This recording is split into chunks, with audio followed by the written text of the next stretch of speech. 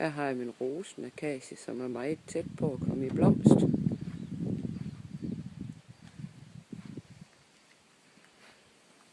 Man kan se her.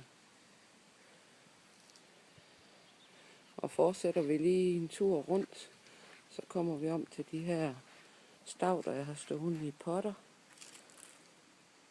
som venter på at komme ud i bedet.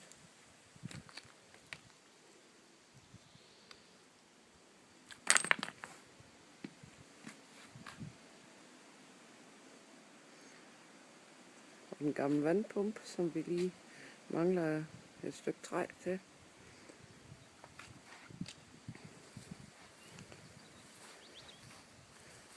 Og lige lidt flere blomster.